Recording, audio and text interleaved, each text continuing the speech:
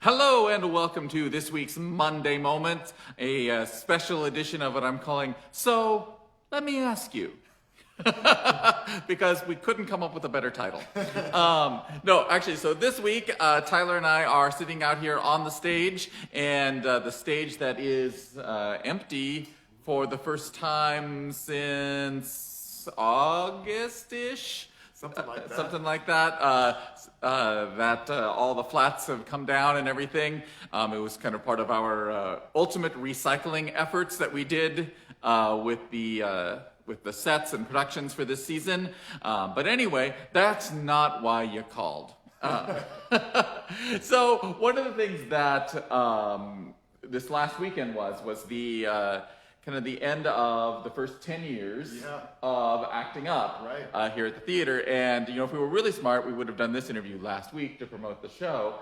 But, you know. Yeah, let me know when we start being really smart. Well, yeah, that will be 20 years. Yeah. But so, Tyler, talk a little bit about looking back at 10 years of Acting Up. First of all, can you believe that it's been 10 years? It's crazy because Acting Up basically started when I started working here. The first show I directed once I started working at CP was the first Acting Up show. So that seems so crazy that those kids that were involved in that now, they're graduated college. Some of them are married now. So it really takes you back. But also it seems like it was just that long ago. Too. Yeah. Well, some of them got married on this stage. Exactly. This fall.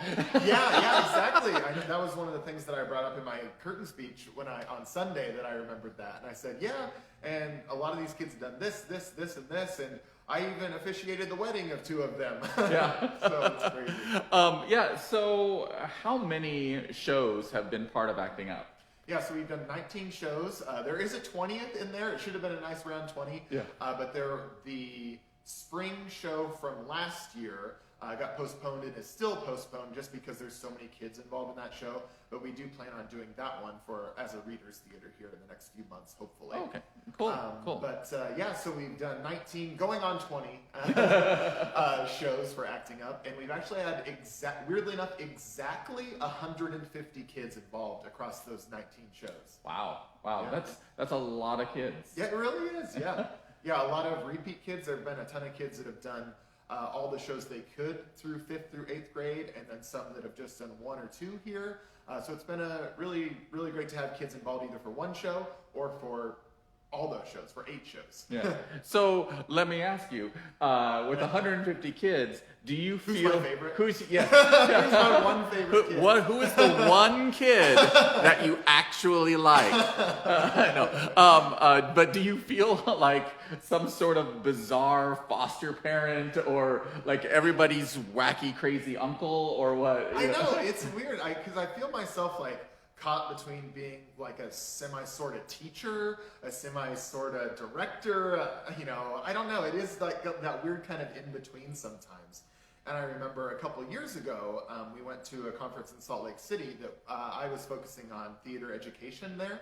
And it was a weekend conference, and I was in there with, I think, 5 other people, and they were all teaching education as well. And we had to introduce ourselves, and everybody went around the circle. I was the last one, and everybody said, I always wanted to be a teacher. I always wanted to be, everybody started off with that. And then it got to me, and I go, I never wanted to be a teacher, but I love working with the kids and creating theater with them. Yeah. So yeah, it's just been a good kind of combination of that. Yeah. Yeah. So looking back at the 10 years of Acting Up, are there particular moments or particular shows? We won't ask the question that we as directors hate asking. So any journalists out there watching this, never ask us what our favorite show is. We hate that question. It's the one coming up that you should buy a ticket for. Yeah. My favorite show is the one that's about to open. Yeah. Are there moments that stand out for you?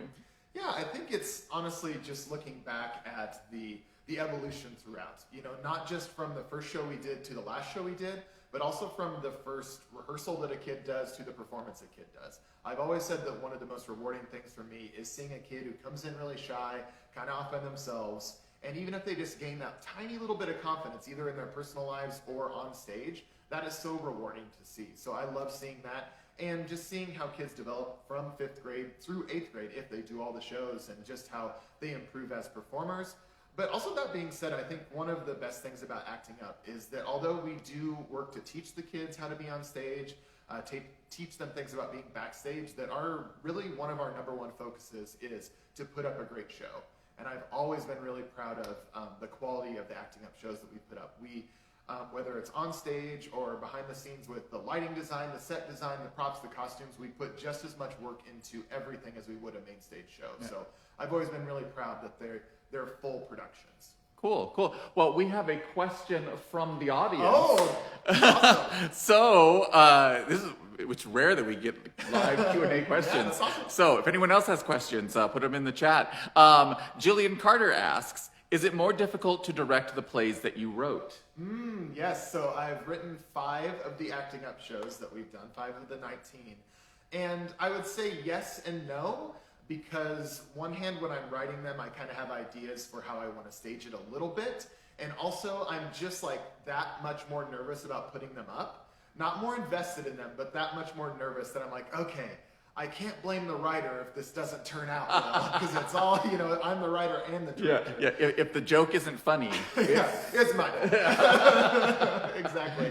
And in fact, people talk about having show dreams about things going badly and stuff. And the only time I ever do that, whether I'm an actor, a director, anything like that, it's always the ones that I've written to. That I just have that little bit more of nervousness in me. And I know I've had specific dreams in the past about being under the risers somehow and hearing people walking out of the shows talking about how much they dislike them. Oh my gosh. That's the only time I've had show dreams. It's about the ones, and not every one that I've written, but the ones that I have written. So that's kind of a non-answer, but I really enjoy directing and writing those shows, and that's a great opportunity that I've had over the past 10 years to write those shows, and that's a great opportunity and really fun for me. And I know the kids too, that they get a little more excited about doing, this is one Tyler wrote, right. We get to be in the first show of this. So they always enjoy that. Yeah. Well, and and speaking of the shows that you wrote, even one of the shows that you wrote for this program is published by a publishing company. Yeah. And I know the answer to this, but I'll ask for the audience: have you had a chance to see any of your past shows performed by other companies? No. So I only have one of them is published, The Rest of the West, which is actually the first show that I wrote for Acting Up. That's published by Pioneer Drama Service, and it has been performed across the U.S. and Canada, actually, weirdly, and I've never had a chance to go and see any of them, and I'd really like to sometime. And actually, now that you mentioned that, I have not checked for a long time if I've had any recently performed or not. I assume not. Yeah. Well, with the pandemic and everything. So this is a 2-part question. Okay. How have you seen the program change over the past 10 years, and what are you maybe looking forward to in the future?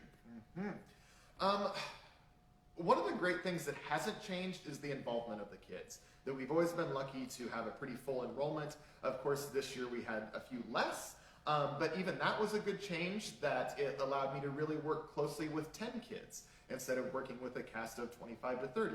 So that was something cool for this semester. That being said, we'd love to get 30 kids back in here. Yes, we would. For the shows. Yes, the budget would love to get 30 kids back in. Exactly. But I think, for one, I've gotten a little bit better with working with the kids as well. So that has been rewarding for me to work with all of them. Also, I've loved seeing how some of the kids that age out stay involved with the program, that they just want to come back and be stage managers, to be up in the booth, to help with props and costumes even. So that's been really rewarding to see that. And I guess if I could pinpoint one thing that I've really enjoyed seeing is the involvement of the community, or the interest of the community, as they come to one of these Acting Up shows and they go, hey, that's actually pretty good. I don't need my grandkid or my kid to be involved in this. I'm going to come see the next show anyway, because the kids are putting up such a great show. So I think overall, that has been the best thing for me to see that evolve. What was the second part of your question? What are you thinking for the future of the program? Yes. I think, honestly, just keeping up that quality of the shows, and also maybe taking some opportunities to educate the kids beyond just being on stage. I know we talk about teaching them about stage management, about technical things in the theater. I'd like to get back more into that a little bit more, just to kind of keep them a little more well-rounded in the experience. Awesome. Well, is there anything else that you want to add? I don't think so. I'm looking forward to getting back to, again, getting some more kids in here for next semester, and hopefully soon announcing what those next Acting Up shows will be. Yeah, awesome. Awesome. Well, I think it's going to wrap it up. Not because we are out of questions or we can't talk about more things. It's just because my arm is getting tired from holding the stick. If we were smart, we would have had Elena come and hold this for us. Again, when we get smart. When we we'll get let you smart, know. yeah, or pulled one of the tripods. Yeah. But we're not smart. We'll let you know when we are. Yep. But I think that's going to wrap it up. So thanks a lot, and we'll see you next week.